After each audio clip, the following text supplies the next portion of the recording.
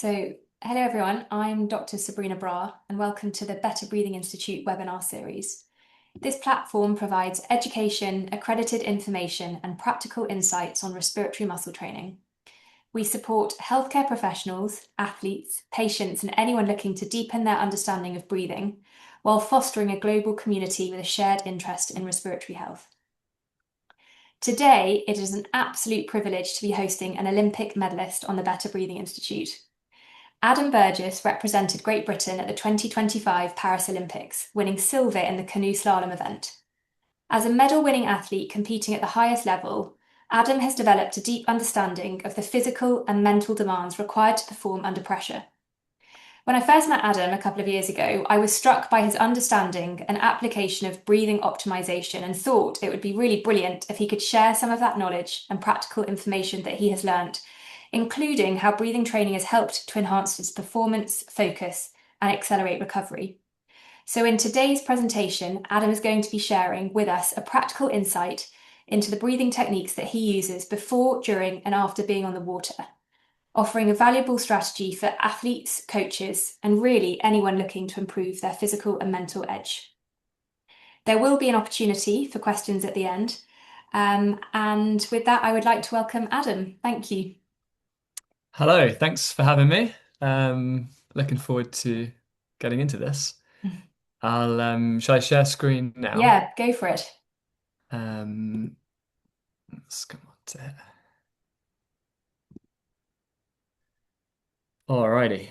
Um, so yeah, I've titled this presentation "Riding the Breath Wave."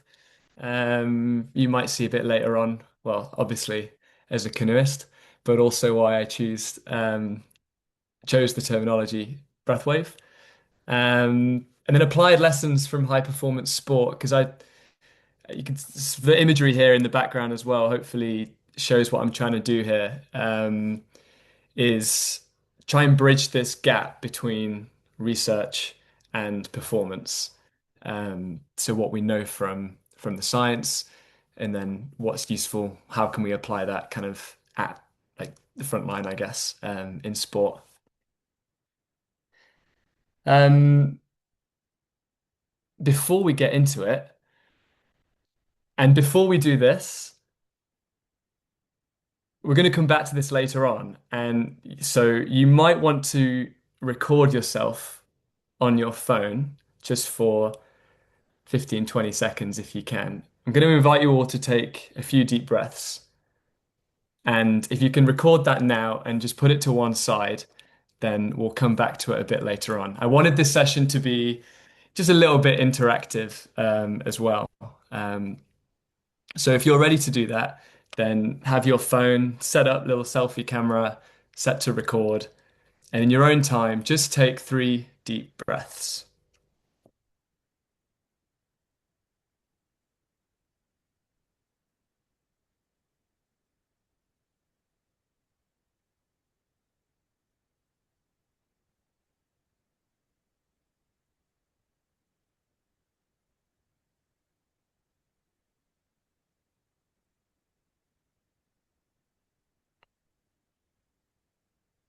And hopefully you've all joined in with that. I've done it as well. And, I like to take that opportunity just to like land in the session.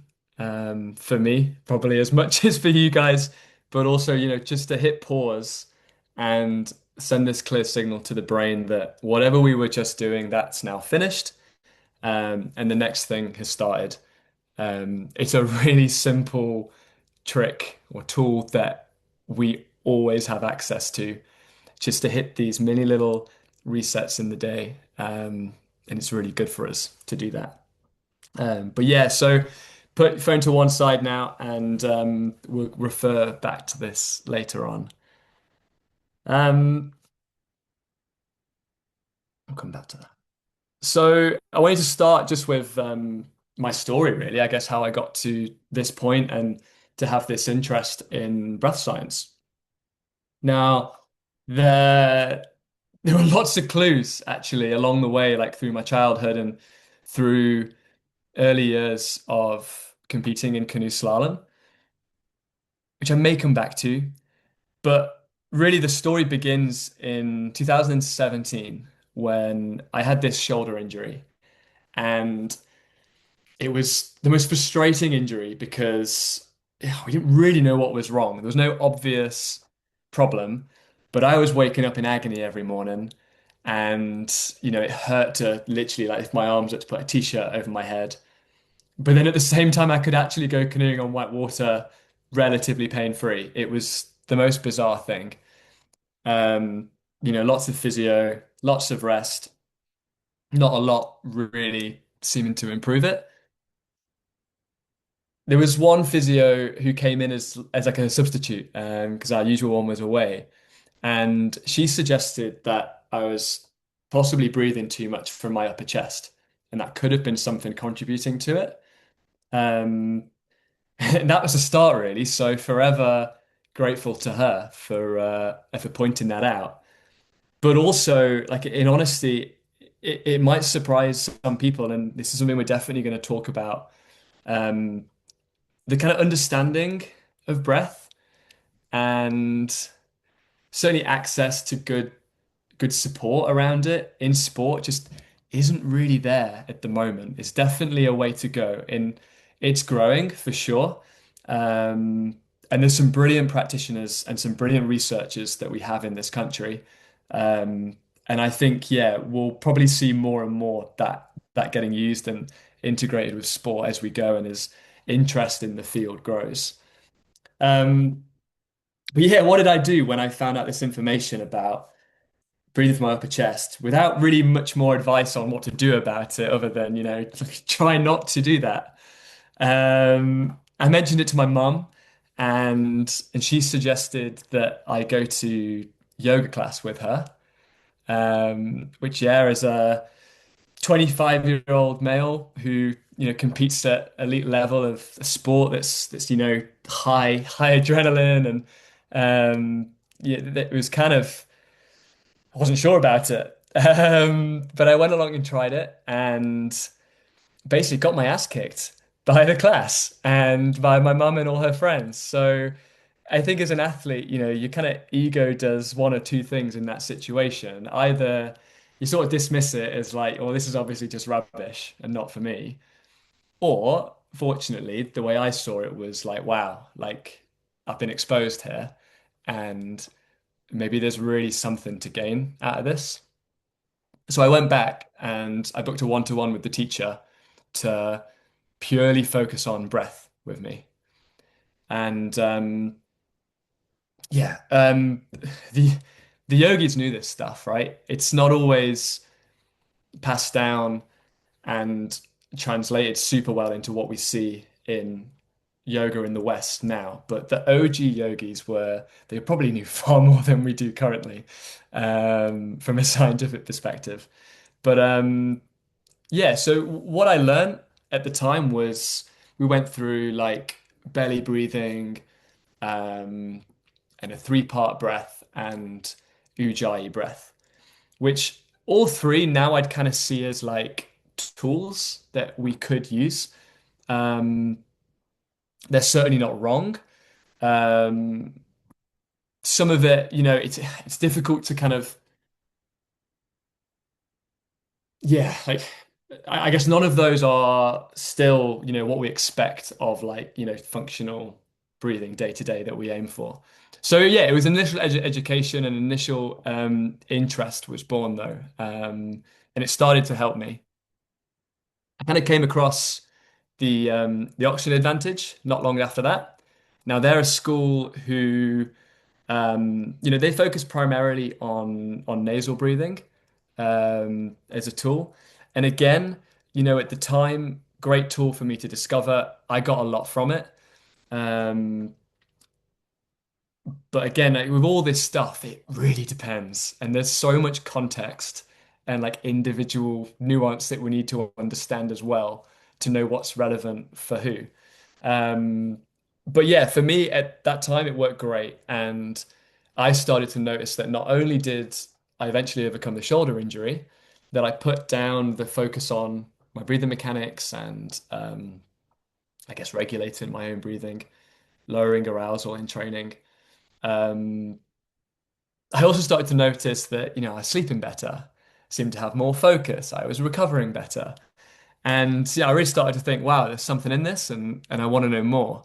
And at the time there wasn't loads out there really to go and study, but I did what I could. I tried to find mentors and eventually kind of since COVID, when there's been a real boom that I will talk about, joined up with the School of Breath Science, studied under a man, Martin McPhillamy, who I believe is kind of at the front of this field right now, in terms of applying the real science like at that applied level.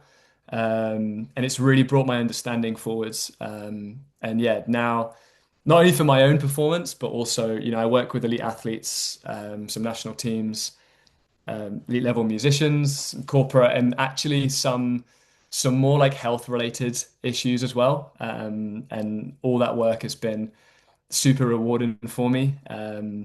It's just something to do alongside sport at the moment, but I hope I probably will go into this once I'm retired. So hopefully building something to move to after. So I want to talk about the breathwork boom. So understandably, really, the COVID pandemic being a respiratory virus, a lot of people were talking about breathing. It came along at the same time as people like Wim Hof, James Nestor, and a lot of this was probably driven by social media. Um, I think one thing to be wary of, there's some amazing stuff on social media as well, but the most viral advice is, it's the stuff that probably comes from the I've been here before as well. The top of what we call like Mount Stupid in the Dunning-Kruger bias, which I'm not, if you've not heard of it before, it's this thing here. And I like it because I know we've all been on this journey with loads of things. I found out a little bit about breath, and I was up here as well at the I Know It All, and I was telling everyone about it, and you're breathing wrong, and all of that. Um, yeah, and that's the stuff that goes viral and the stuff that sells. Tell people everyone's breathing wrong, and just breathe, get high on your own supply, all of that, these slogans and stuff. Um, but I think yeah, there's actually really great stuff on social media, and overall, I do think that the influence of it has been positive. Um, More so now, I think we're starting to see there's more athletes sharing how they're using breathing strategies. Just this week, I've seen some stuff about Rory McIlroy actually talking about, he just keeps his mouth closed when he's walking between tees on the golf course. Um, but yeah, we've seen that in like post-competition interviews, and that's really exciting. And there's also more scientists, more experienced practitioners getting on there and sharing stuff. Um, I'd say there's like pockets of interest in sport off the back of this.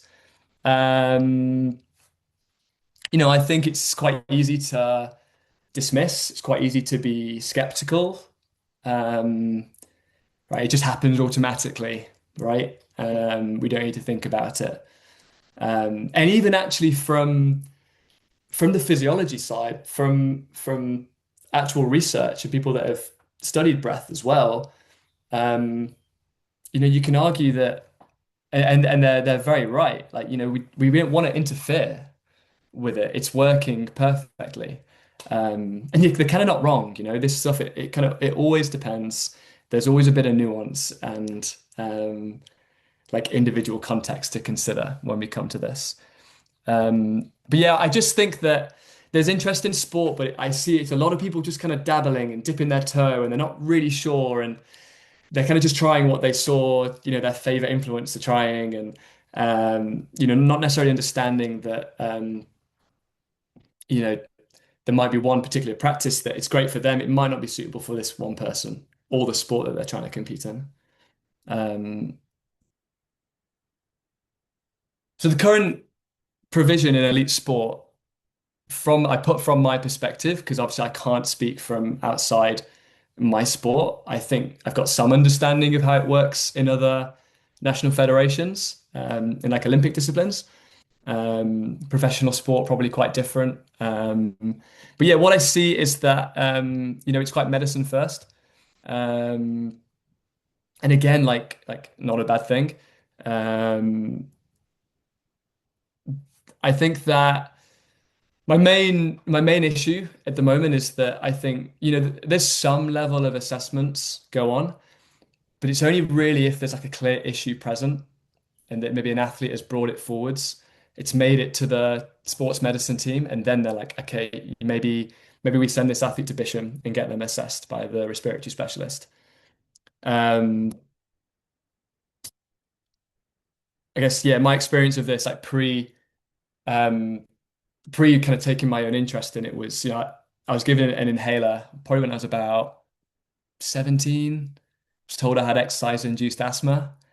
Um, After I told my coach that I was finding it difficult to breathe like out training in the cold. I felt like I was getting out of breath more quickly than my teammates, which it's such a common complaint that I hear now. And it's almost like music to my ears now when I hear that because I'm like, that was me. I don't feel like that anymore. I know I can help you. Um, yeah, I mean, long story short, I don't use that inhaler anymore. I don't believe I have exercise-induced asthma. I think I wasn't very good at breathing. Um, not saying the doctor was wrong to give me that because, I was getting relief in the moment from it.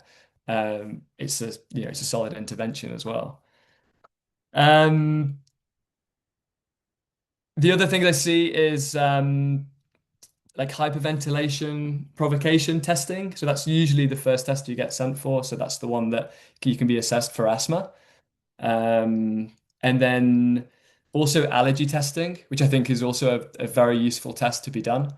Um, and then again, like pockets, small amounts of work on like breathing pattern. We've got some excellent researchers in the UK that are working on this, down in University of Kent. Um, Again, I only really see it if someone's come with a complaint and that they've got something wrong.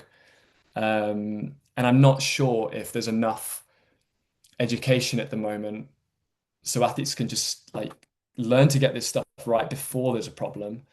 And also, I think it's a different thing to kind of hear it versus to be coached on it and be able to actually take it on and incorporate it into your own everyday behaviors.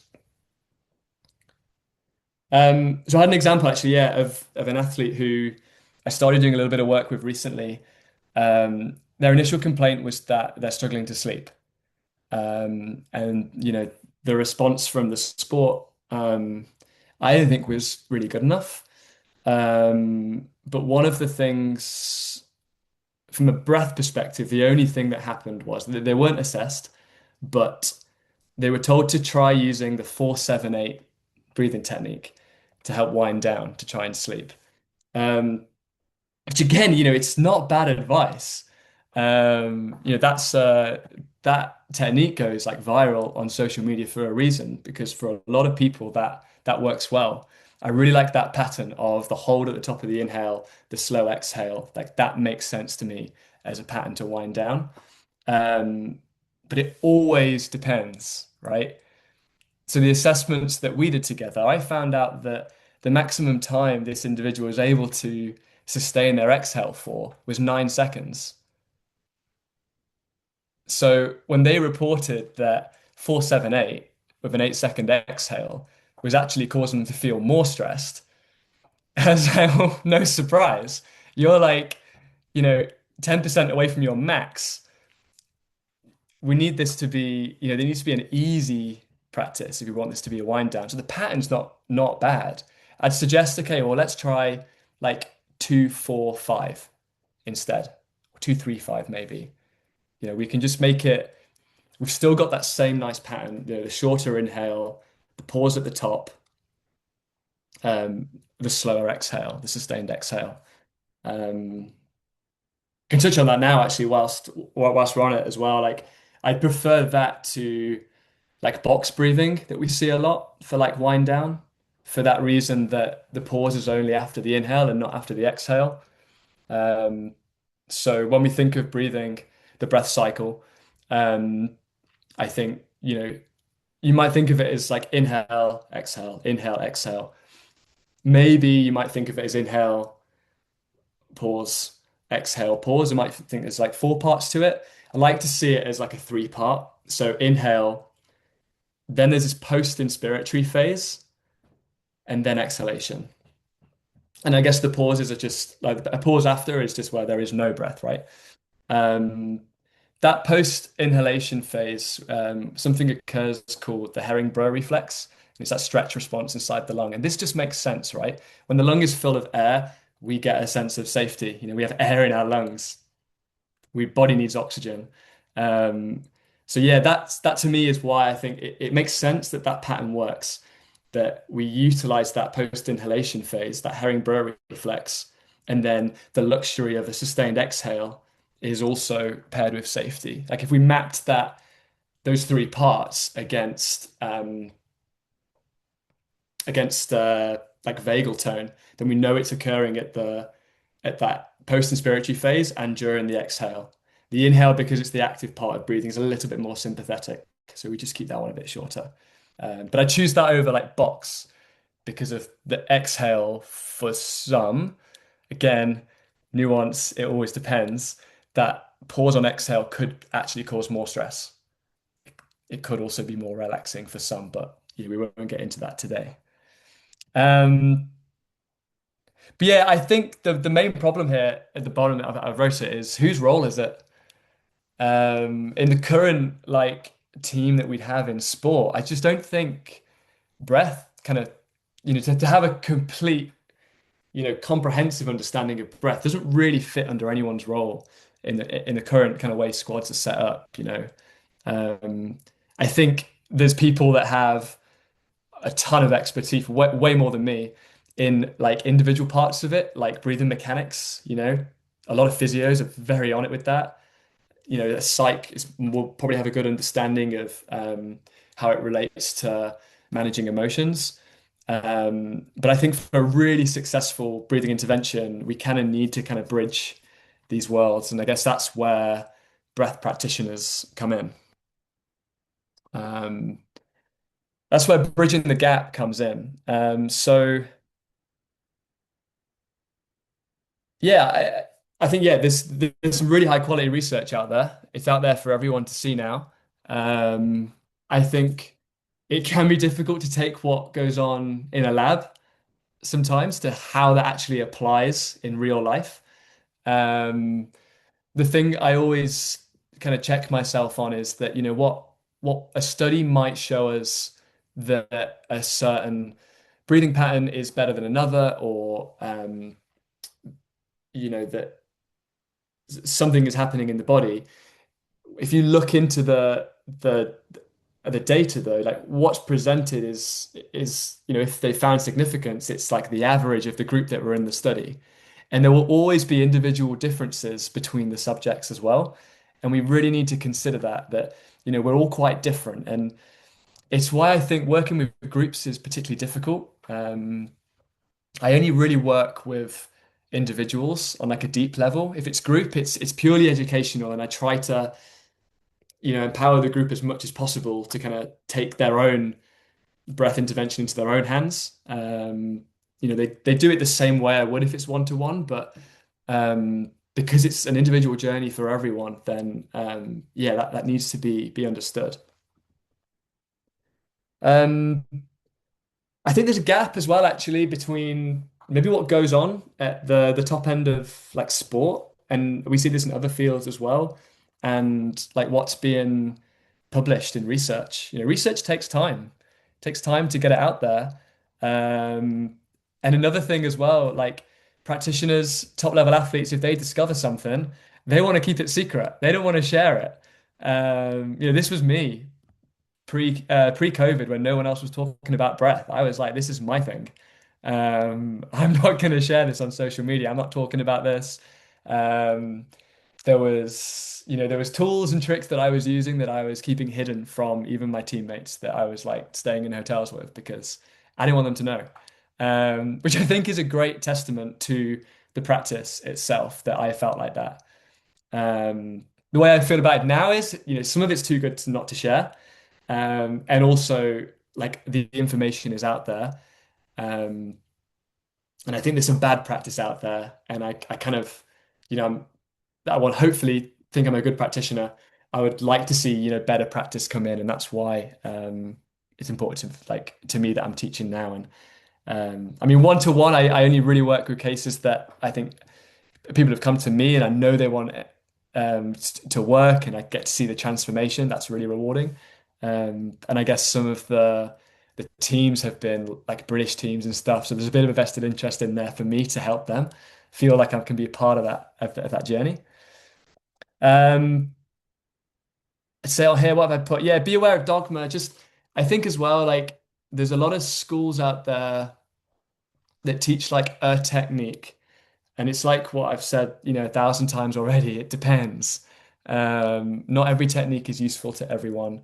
Not everyone is breathing wrong. I don't like to tell anybody that they're breathing wrong.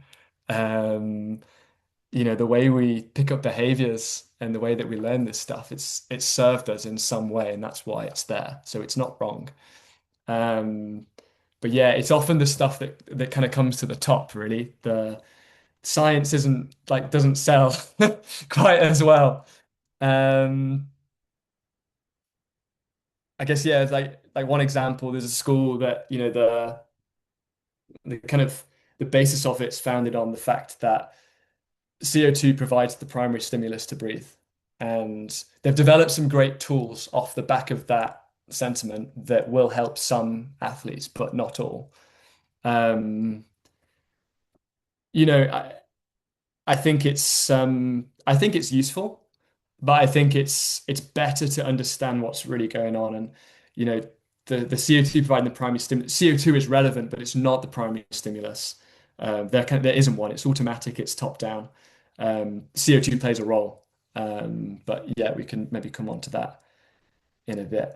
Um, but yeah, I think to be a good practitioner, I think that, and it's what I know the practitioners at School of Breath Science are like find very important is that I think it's important to have a science-led approach, but to be open to kind of all of it. So we're not like I don't want to be like for or against nasal breathing. I don't want to be for or against hyperventilation practices. I'm interested in understand how they all work and what might be relevant in what situation. That's definitely somewhere where I've been in the past, I guess, coming from the kind of I guess my journey into this originated with the nasal breathing thing, and if you weren't nasal breathing, you were breathing wrong. That's a belief I've had to shift, um, and yeah, like not be attached to that. And if what I currently believe turns out to be false, then I'd like to think I'd happily be able to like update the belief on what is relevant. But I think that. Yeah, having that broad understanding of like the different tools and practices that there are, um, with an understanding of context, the athlete, the sport that you're working with, the individual that you're working with, you could create a really like magical intervention. Or not, because not everybody needs a breathwork practice as well. Um, So what should we focus on? I think the most important thing is to lead with assessments. I think until we know how a person is breathing, then then how do we know what tool or what practices are going to help them? Um, how do we know what tools and practices to avoid to not hinder them, right? Someone might be excellent at all of this stuff, and the best thing we can do is to just get out of the way and be like, look, you're breathing perfect. I don't want you to think about it. Um, Some of the assessments that I think we can do, I think it should be really multidimensional. So, because breath primarily is a behavior, then I'd want to get an idea of someone's natural breathing behaviors, breathing pattern at rest, a bit about their rib cage mobility, the control of their breathing, control of their exhale in particular. Um, I guess what muscles are recruiting on their inhale as well, actually. Um, Mechanics during exercise. So we've seen it at rest. Now let's try it under stress. Are those mechanics breaking down? Is there something that's relevant to that specific sport that makes that more difficult? And can we train it? So, for example, I got two examples like swimmers.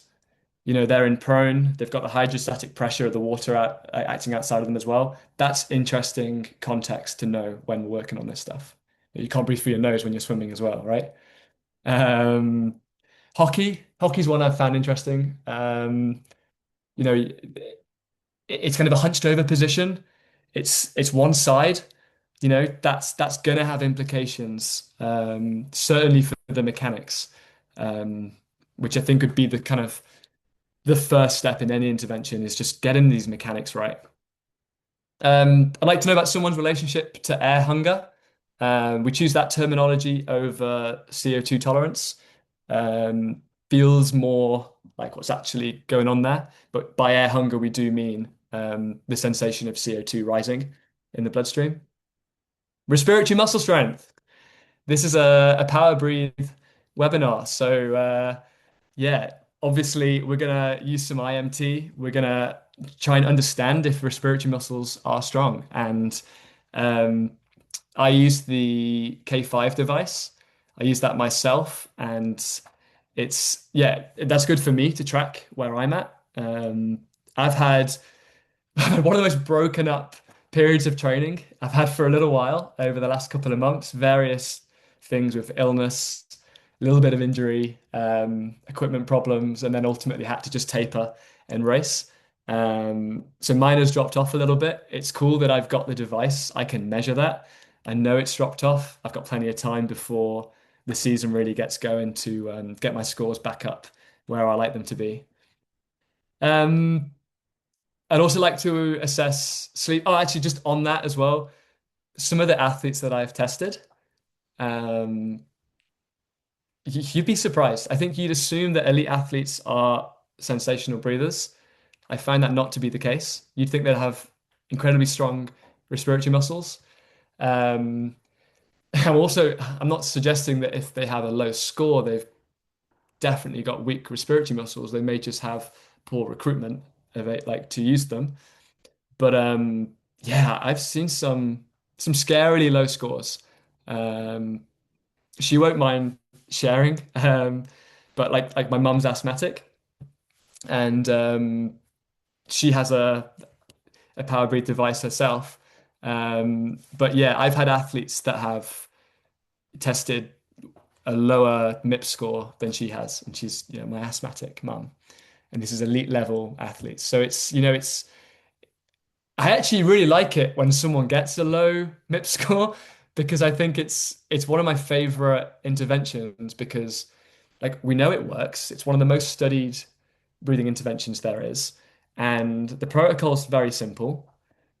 30 breaths twice a day for 6 weeks. Um, Everyone gets better. You test it again at the end. You've done a great job. So yeah, that is a favorite of mine to assess. Sleep. I like to get an idea of someone's sleep. What I use for that is a questionnaire. Get them to fill out a sleep diary, and actually, this is a trick I picked up from Martin. I'll have a look at it and you know, maybe come up with some suggestions, but I don't say that until I've asked what they learned from the exercise. So maybe if anyone was interested to try this themselves afterwards, get yourself a sleep diary, fill it in for a week or two, and look back and what did you learn? Um, when were you having your best sleeps? When were you having your worst sleeps? And usually the things we've filled in are around, the kind of activity we've done each day, timing of going to bed, waking up, things like caffeine, alcohol, large meals, exercise, time of day, all that sort of stuff. Yeah, see what you learn. Another thing I like to assess, yeah, just generally like how is this individual nervous system regulation? How do they deal with stress? Any biometric data we can get, HRV, resting heart rate, respiratory, respiratory rate. I like to get an idea of their environment, particularly if it's someone who, if the complaints like congestion and allergies, we can work like it's not always the case, but we can improve those symptoms without medication. So I actually had the worst hay fever of anyone I ever met. One of the clues that I was a poor breather, like pre me getting into this stuff. And yeah, like I once put my back out when I was on a training camp because I was sneezing too much. Um, yeah, I don't really get symptoms anymore. I think some of that is what I've done to my own relationship to air hunger, my mechanics, then certainly nervous system regulation, but also, a bit on environment, um, external environment. And I think I'll come to it at the end where I think this could go as well. It's an interesting thing at the moment. And then, yeah, if we can get hold of it, capnography and spirometry, usually need a lab to get this kind of data. But yeah, it's great if we can get it.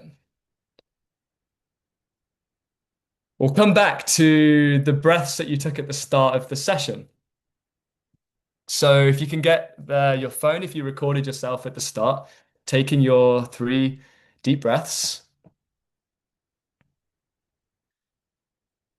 So watch it back, and so we'd call this a high-low assessment. And I'd like you just to look at the following things. So we're looking, is the pattern horizontal or vertical? So what I mean by that is, do we see low ribs leading this by moving out to the sides?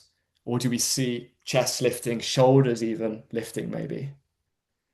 See what we notice. See if you notice the spelling error in the next line. Accessory musclic. It's meant to say muscle, obviously. Accessory muscle recruitment.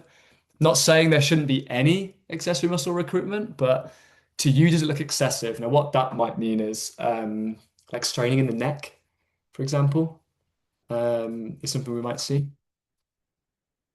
What kind of belly or chest movement is there? Um, we'd expect the chest to expand, to lift a little, not excessively. Same with the belly. You know, often I think I mentioned at the start with like some of the yoga practices, belly breathing gets talked about as an intervention. And again, it's not always right. If you're just pushing your belly out, then that's not efficient breathing. But there should be some expansion into the abdomen. Probably won't see this on the video, but did you feel any expansion into the back of the body? If you try this again later, what do you notice? Do you feel that? The rib cage should move in 360 degrees, led by the lower ribs laterally. But we should definitely feel expansion to the back of the ribs. We actually have more room to expand into the back of our rib cage. Um, did you take yours through the mouth or the nose? I wouldn't say either is right or wrong. If you're instructed to take some deep breaths with no other context, I think either's fine. Interesting to know which you choose, though. Did your face stay relaxed? Did it look strange trying to get in? Did you want more breath? Or was the deep breath you took, were they satisfying enough? And then yeah, just how did it feel as well? How did it feel to do that? Did it relax you? Did it make you feel more anxious? 'Cause that happens as well. But yeah, that's just one example of a really useful assessment to do. And I guess hopefully you can kind of see from the questions that I've added here that I'm not just simply looking at whether it's this horizontal or vertical pattern, which I think the test is, primarily designed for. I think when you do this, again, if you can do it one-to-one, like you can look at all of these things. You can ask the person as well, how did it feel? And you can learn so much more. And you can kind of paint this much bigger, like multi-dimensional picture of how someone is breathing, how they relate to their own breath. And from there, yeah, we can just build a much better intervention. Um, there's a test on here that I guess I use it to assess like relationship to air hunger. It's called the 3-step assessment. Again, that's one of my favorites because it's a combination of what I like about it is it's not just the assessment itself, it's how each step of the 3 steps, how they relate to each other, paints the picture of what's going on. And I think from doing that, it helped grow my understanding and the belief that, well, how do all these tests sort of relate to each other?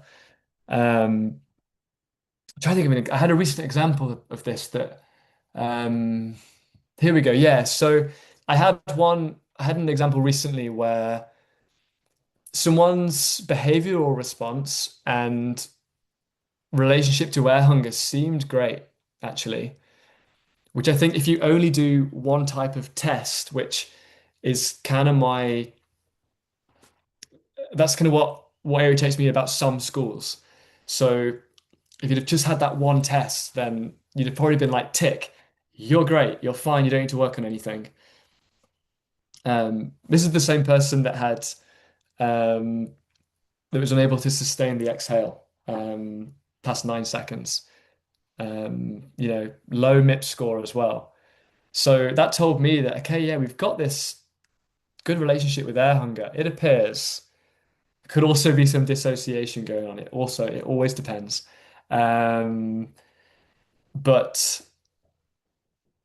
it's like, yeah, mechanics need work. And that's kind of where we then started the intervention. Um, so after assessment, yeah, I think sorry, my notes are super super confusing. Um, where did we get to with this? Yeah, here we go. So after assessment, yeah, I think education primarily. This stuff is quite simple, you know. I think if an athlete can learn how breathing works, they're more likely to kind of get that feedback from themselves to understand when they're doing it well. Um, so education is important. I also believe as a practitioner as well, my job is so that, I don't want to it's maybe a poor business model, but I'm not trying to keep clients coming back. I want to give them everything they need to not need a breath coach. Try and give them that empowerment that they can do it themselves and they understand themselves when's the time for my upregulation practice? When's my time for my downregulation practice? How do I want to breathe through this specific movement? Um, and that comes from giving them the tools. So giving them the tools, which can be breath practices themselves. It could be, guided scripts. It can be just simple interventions. 3 deep breaths before you come onto a Zoom call. 3 deep breaths before you eat a meal. When you end stuff to send those clear signals to the brain. Break up the day. Um, Rest, recovery, and regulation. Yeah, the more I do this, the more it kind of I think delves into like breath and like breath adjacent work. So like nervous system regulation, deep rest strategies, and yeah, rest and recovery. We hear that a lot. We hear less about regulation, I think. And it's a different thing. I think more about like safety, connecting with other people, connecting with nature, um, reducing novelty. Novelty is a stressor. Could make us breathe faster than we'd want to.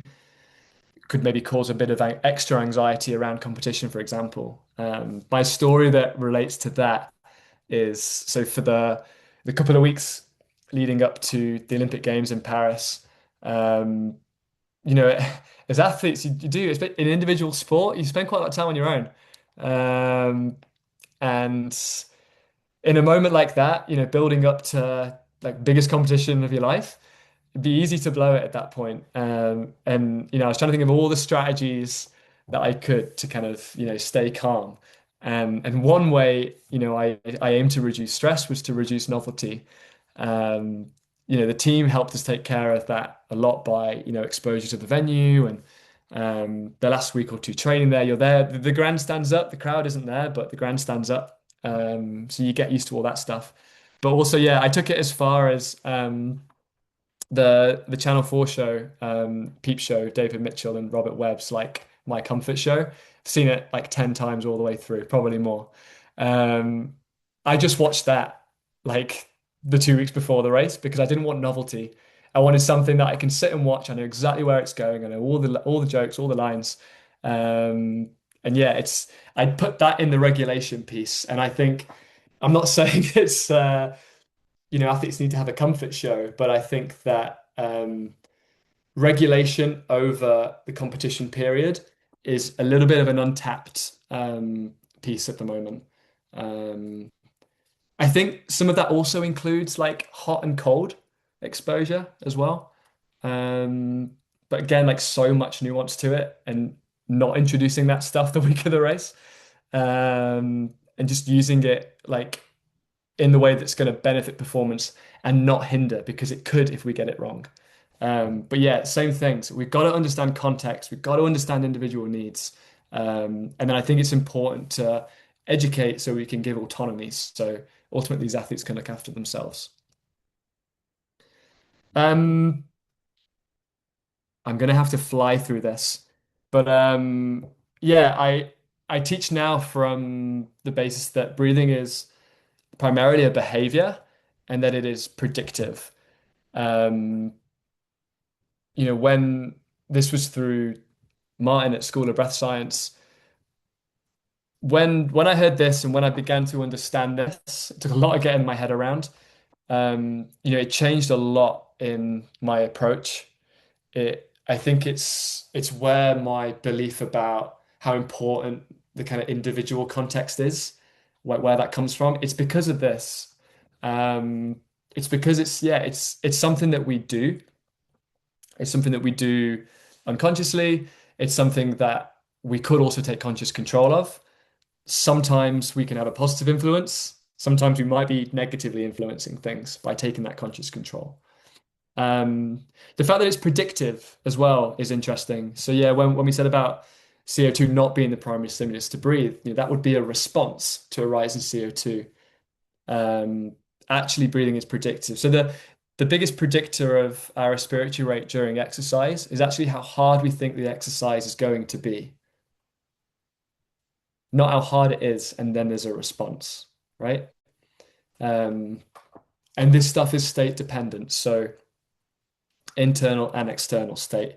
If your body feels like you've been here before, you're already breathing in a way that it thinks you need to for what's coming up, which is a useful thing, right? That's why the stress response is there. It's to, learn how to be ready for what's coming. So that especially if, it was a negative experience, we don't want to experience it again. Um,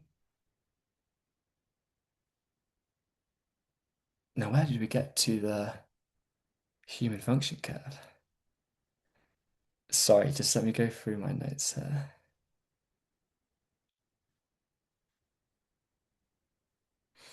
Um, Here we go. So yeah, so I guess to give a sport an example of how we might learn negative breathing behaviors, some of this can be so simple.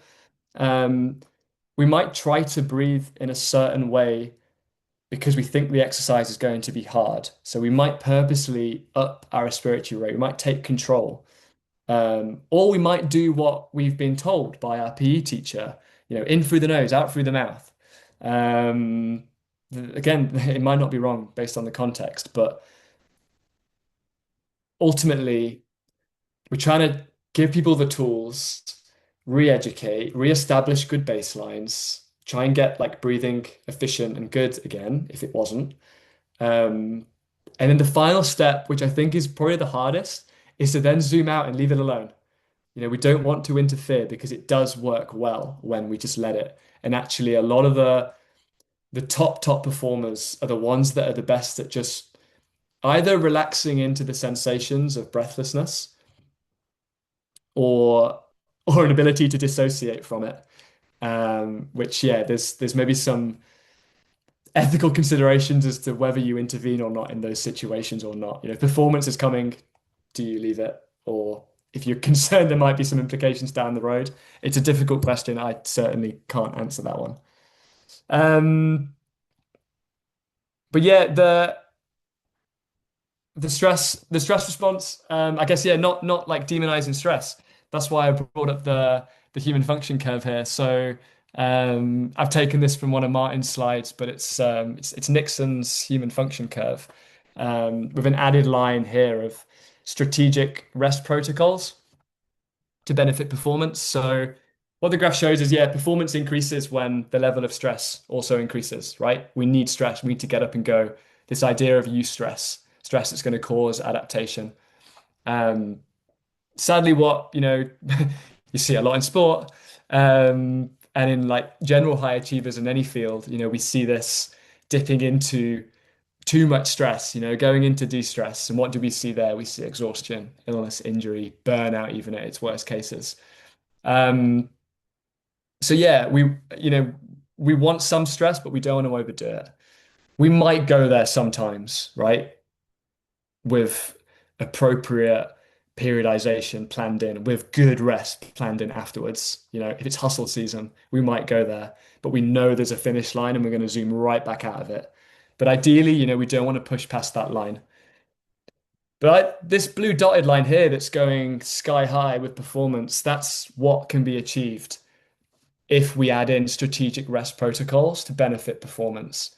Yeah, so we can do more training or more effective training if we plan rest, right? Every athlete has a training plan. Not every athlete has a rest plan. When I first got, when I got selected for my first Olympics back in Tokyo, my mantra for that season before was be the best at rest, right? I was in a super competitive group of three. We were all top 10 in the world. Only one could go to the games. I was probably third on paper going into that season. My mantra was be the best at rest. I'm not going to out-train these guys. One of them in particular was a machine. There's no way I was out-training him. But I was like, maybe I can out-rest him and just show up a little bit fresher, a little bit sharper each day. That was me trying to be on that line. So what's some of the things, what are these strategic rest protocols that, we can offer to athletes? It could be as simple as like, sleep extension, naps, yoga nidra, NSDR. We think about maybe what's to avoid as well. Caffeine. That's probably the main vice I struggle with. Screen time as well. An athlete might think that they're resting because they're not training, but not training and rest just they aren't the same thing, right? If we're being bombarded with this short form content, so much novelty that we know is a stressor, it's going to be building up quietly in the background. And to an already stressed individual, I guess like physiological stress, that could be the thing that just tips them over the edge. So we've got to be wary of that. Talk about regulation, yeah, connecting with others, getting out in nature.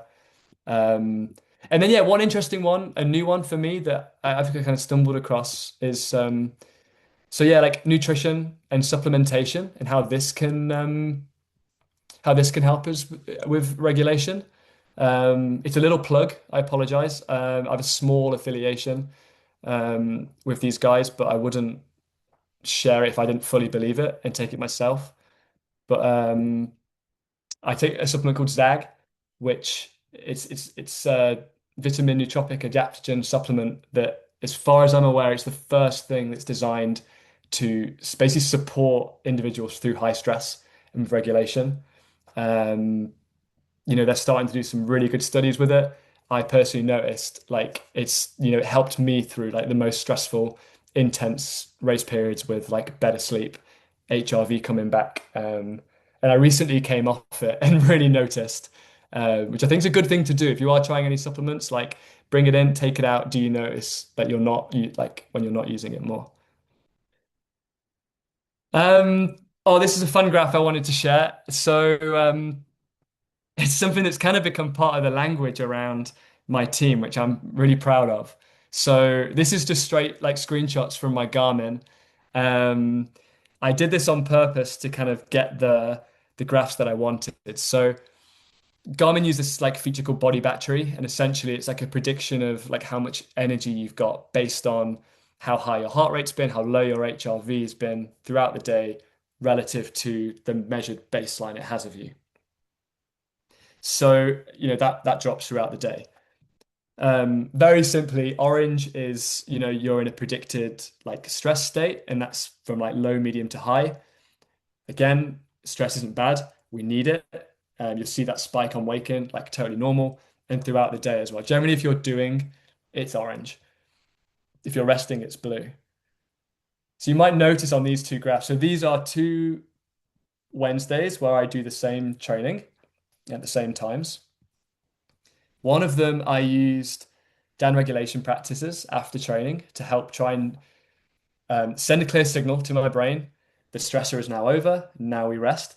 Um, and the top one, I didn't do that. I went through my day just normally. I finished training and then, I just hung out with my team and drank coffee and just bounced from one thing to the next.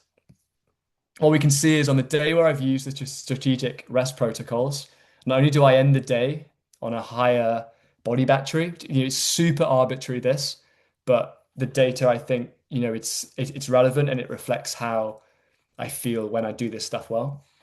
Um, we also see the line actually goes back up again at certain points throughout the day. And this is what I mean by regulation. And the thing that I'm really proud of, when I say this has become part of the language in our team is, there's not people I've coached, but people I've just given little bits of advice to here and there. They might say like, "Oh, I'm getting blue already," and they're checking in to see after session, can I get back down into this restful state? So getting blue is like something to aim for to help you stay regulated. Um, so yeah, improving athletic performance. Um, so I think yeah, most of it comes from mastering the basics. We got to get this stuff right at rest before we can even dream of bringing it into exercise, let alone performance and competition. So yeah, that always starts with mechanics for me. Master those first. Obviously, yeah, we test it, we understand it. Um, oh yeah, yeah, yeah. So and then test it under stress. So then we've got to experience it under stress. And can we do that away from competition before we take it to competition as well? Again, don't want to introduce novelty around competition. Ways to do that as well. It might not necessarily be through the sport. Like I like the use of cold water immersion. I like sauna to test out, what tools have you got to your disposal to try and regulate in those settings. I'd like to put someone, yeah, in both of those situations after I've given them some tools and some coaching and see how they respond without me intervening, without them telling them what to do. See if they can figure it out. That's quite an interesting one to do. Um, on that. Just something that the breathwork community got super wrong years ago. Like it's natural that there is a connection with like cold water immersion, ice baths, and breathwork. But the hyperventilation practices in or around water, unless you're a trained free diver and with professionals, like it's just never, ever, ever do this. So I guess the biggest culprit's Wim Hof, right? And um, it's a hyperventilation practice. I don't think they do a good enough job of saying they're separate things, but the ice bath is a separate thing. You don't practice Wim Hof breathing in or near water. If it goes wrong, the blackout is instant, and yeah, it can be fatal if you're near water. So I just want to make that clear, because I brought up cold water. Yeah, we can increase air hunger tolerance, improve someone's relationship to air hunger to help them relax when things are getting difficult. Of course, IMT training. Again, big fan because a lot of this stuff's quite subjective. A lot of this stuff it's woolly, it's difficult to measure, it's hard to know for improving. You just get a straight up score. And for an athlete, to see that and to see it improve can be really motivating. We can get competitive with it maybe.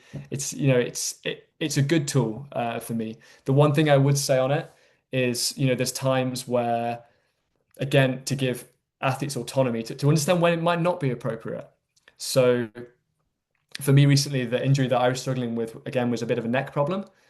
I know that, pre me learning about this stuff and intervening and trying to improve my breathing, I probably had over recruitment in my neck muscles. So since I had a bit of a neck issue going on, I didn't really want to be pushing it on my IMT device. Now that injury's out the way, great time to bring it back in. Um, Yeah, I want to improve mobility and breathing mechanics. Can we make that rib cage expand even more? Can we get more out of it to increase efficiency? developing a long-term practice to steady the mind. So, can we encourage an athlete to, yeah, it's like having a meditation practice. Well, mindful breathing essentially it is meditation, but that long-term practice, because of the different areas of the brain that are involved with driving breath, when we swap it from unconscious to conscious. So when it's unconscious, it's driven by an area called the pre-Botzinger complex, and that's automatic, it's top down. When we swap to taking conscious control, it's more in the motor cortex that involves like all like skeletal muscle movement, as well as areas of the brain associated with, I guess, the formation and the regulation of emotion, right? We know that if we can develop a long-term practice of mindful breathing, we can learn to kind of ride the waves of those emotions much better. Yeah, for an athlete to understand themselves how to manage their state. Am I feeling a bit flat today? Even though it's competition day and I'm on caffeine and adrenaline and it's my moment, do I feel a bit flat? And actually, do I need an upregulation practice? I think a lot of the work I do does focus on the down regulation, calming down. But sometimes we might need that. So, yeah, education on how to manage that, awareness of what state I'm in and what I can do about it. Um, and then yeah, just I think if all of this is more efficient, if breathing is better, and it's a bit where the nasal breathing piece does come in, particularly at these kind of zone one, zone two levels, can we lower overall arousal of training? And the question I got is like, yeah, can we extend careers with that? I certainly feel like if I hadn't have worked on this stuff, I'm not sure if I'd be doing it today, to be totally honest. I don't think I'd have had the success that I would have had, but physically I'm not sure I'd be able to do it. And now I feel more robust in my 30s than I did in my 20s. And I think I'm going to do this into my 40s because I look after myself. And breath is like, probably the biggest piece of that, as well as a bit of a gateway to wanting to take care of myself in other areas as well, nutrition, sleep, all these things. So what do I think the future's got? What do I think the future holds for breath in sport? I think, yeah, primarily better athlete screening. Um, I'm hoping to do a research project. I'm not sure when, between my own training and competition, my own coaching, to fit in a study as well. But it's something I'd like to do. I'd love to do a study. I'd love to get it published to basically create a better athlete screening protocol that's more multidimensional. There's a few kind of cogs going for that already. Um, I think, yeah, I think more education. So athletes get the tools and they understand themselves better and can take ownership of their recovery. They know when to get in the ice bath and when to avoid it, for example. When to go just lie on their back for a while, focus on slow breathing. Um, High ventilation breathing. Yeah, I was against this at the start, when I first got into this work. The more I learn about it, the more some of what is taught scares me, to be honest. Um, but also the more interested in it I become. Like it's a powerful tool, high ventilation breath work. And yeah, I'm curious about using it in the sporting space for, helping with limiting beliefs and maybe even like state anchoring. Can we like anchor this state of like self-confidence in someone to an environment, i.e., like the start line, tennis court, or whatever they might be doing? But I think, more understanding is needed because, yeah, there's like I think it probably causes as many problems as it helps high ventilation breathing. Not everyone has a good experience in there. Still don't know how I feel about it being taught in groups. I think there's some excellent practitioners now. Um, I think there should be more like prerequisites to getting in that room. Demonstrating an ability to be able to ground yourself. So I wouldn't go there with the client until I know that we've kind of mastered all the other stuff first.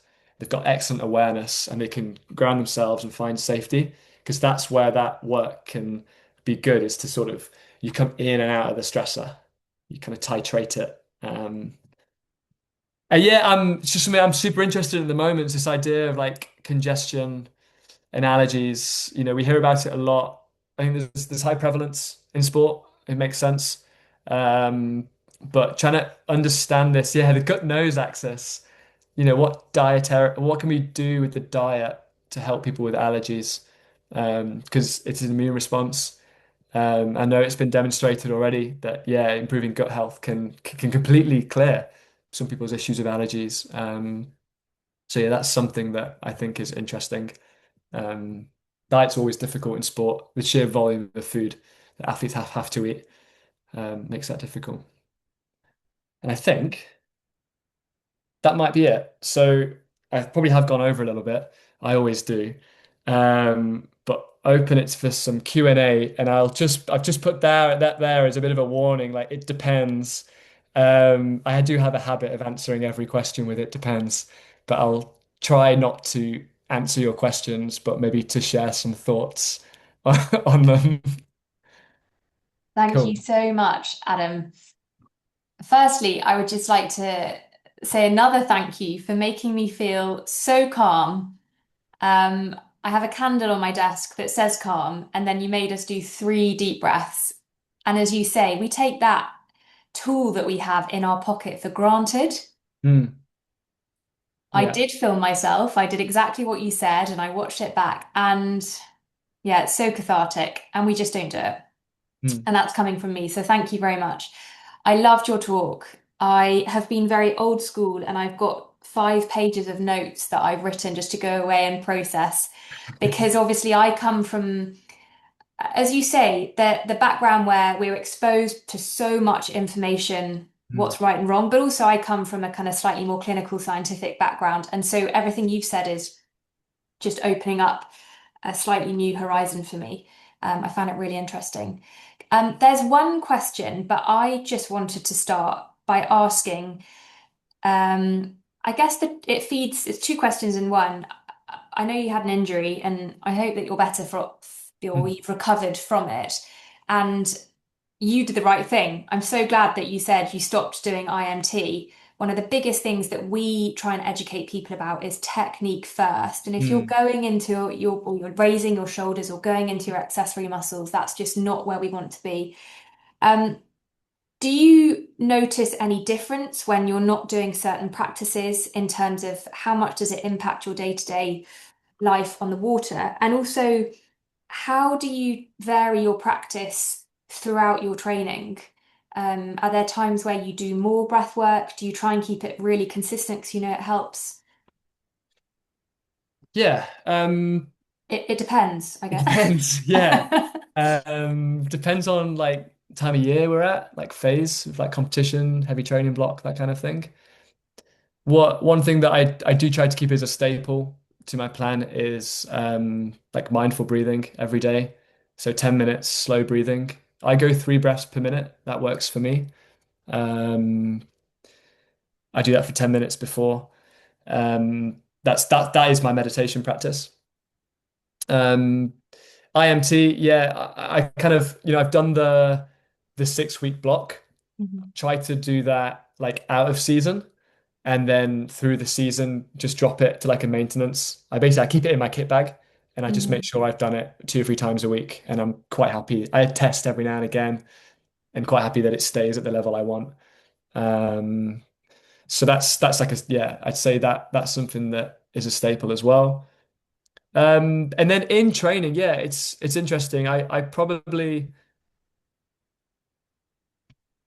been guilty in the past of trying to control my breath in training too much because of what I thought I understood about it. Mhm. I think because of the focus and the work that I've put in,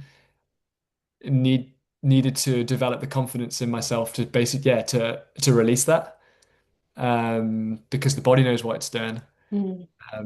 Once it's been retrained, it knows what it's doing, and I can relax into those sensations more. There's still an element, a small element for me again, like context, right? Like my sport is you got it's 90 to 100 seconds usually on the slalom course.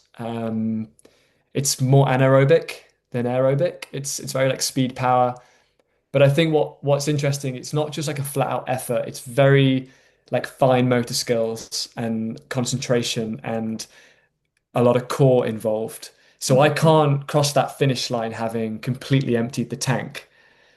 If there's a really difficult technical move that requires control right before the finish line, then, I need to be in control. So I'd say I probably control my breath more than what I'd recommend for most athletes in most sports, but I think it's relevant in my sport, Mhm. if that makes sense. So I guess I've got like a loose awareness of when there's a chance I could, like, I call it like gassing and like you completely lose control of my breath. Um, we see this in action and we see this described as the respiratory metabole reflex, Mhm. as well. When like a boxer's legs go, Yeah. they've gassed. There's a similar thing-ish that I see in slalom, Mhm. and I think I'm loosely aware of where that point is. And I think I can use my breath at that point as like almost like a reset, a way to calm myself down. Maybe even just stick a slight limiter on like power output, how hard I'm working, Mm. to be able to bring it back and have the control to deliver what I need to do. Yeah. And this is the main thing I've seen for me taking like learning this stuff was I used to have a reputation of like making mistakes on like the bottom of the course. I'd look like the last person to make a mistake. Always been quite technical and aesthetically make things look easy on the water. And it would almost happen like out of nowhere. Like I've been sniped from the Mm. stands that I just like capsize or it would always be dramatic as well. Um, and that just happens so much less now, like, almost never. Mhm. Or at least if it does, it's for a different reason. It'd be like a purely technical thing. Yeah. But I understand now that, yeah, I was kind of racing too much in like fight flight, too much arousal, and I was Mhm. gassing and I lost control of the core, and anything could happen. I was rolling the dice at the end of the course, really. Well, as you say, and actually, I think we could have a whole other webinar on the kind of focusing on, for example, the ergonomic position that you are Hmm.